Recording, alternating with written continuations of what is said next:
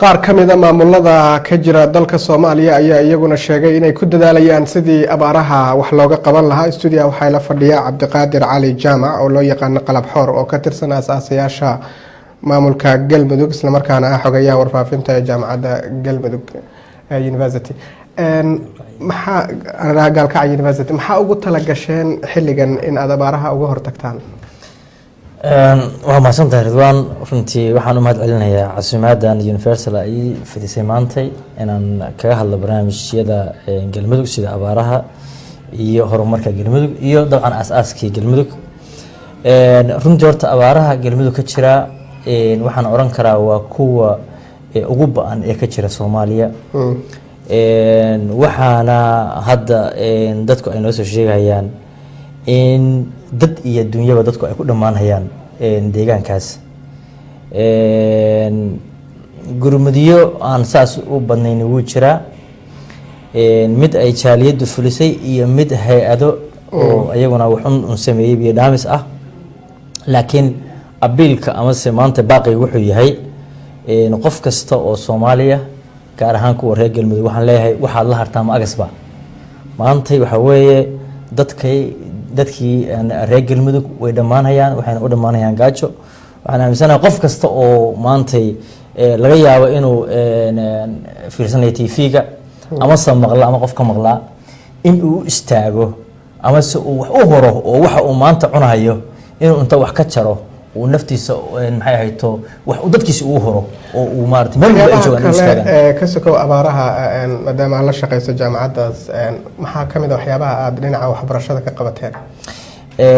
horta runtii waxyaabaha hadda la qabtay Galmudug in general ma ahan wax hadda fadhigan runtii lagu soo koobi karo, laakiin wax yar baan rabaa inaan ka iraahdo. mid waxa weeye horta asaasi Galmudug runtii dad badan waxa jira aan mahad celinayo oo waagi asaaskii riyada ahaayoo kale waagi aan sameeynay Galmudug.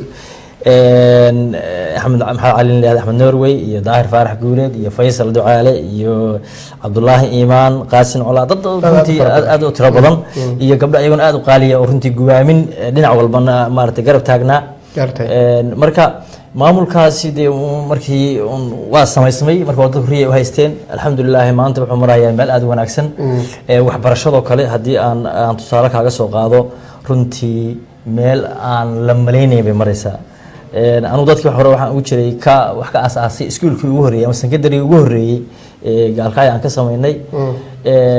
isla markaasna runtii waxaa ku xiga secondaryal kale oo la sameeyay. hadda maanta waxay marayaan heer jaamacadeed. anu jaamacadda aan ka ahay xogayaha warfaafinta oo Gaalkacyo University. runtii waa jaamacad aan oran karno waxa u baxsan doona dadka deegaanka oo dhan.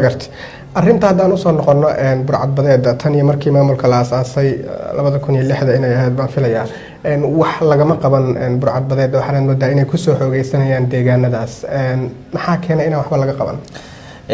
wax yar dib waxa uu leeyahay jaamacadda hadda gudoomiyaha jaamacadda Gaalkacyo University iyo arday uu hogaaminaya waxay jiraan xilliga fasaxa lagu jira jaamacadda waxay biyo dhaamis iyo dadka abaaraha ka qayb qaadanaya kamid yihiin ilaa Gaalkacyo ka bixin ilaa Hobyo ayay tageen. deegaankaasi hadda runtii biyo dhaamis ay ku jiraan oo gudoomiyaha jaamacadda ayaa hogaaminaya Cabdiqaadir Maxamed Shirwac iyo macallimiin iyo arday weeye. burcadbadeeda hadaan soo laabto arrintan burcadbadeeda waxaa moodaa dadku inaysan inta badan fahamsanayn. burcadbadeeda in la suuliyo waa sahlan tahay laakiin ma la rabaa in la suuliyo weeye. waxa weeye ciidan badan huwanaha deegaanka tagay waxay yiraahdeen waxaan la dagaalamayna burcadbadeeda qaabka lagu la dagaalami lahaa waa qaab aad u sahlan in loo maro maamulada ka jira deegaanka isla markaasna burcadbadeeda loo sameeyo xirfado ay ku shaqeystaan ayaa ah.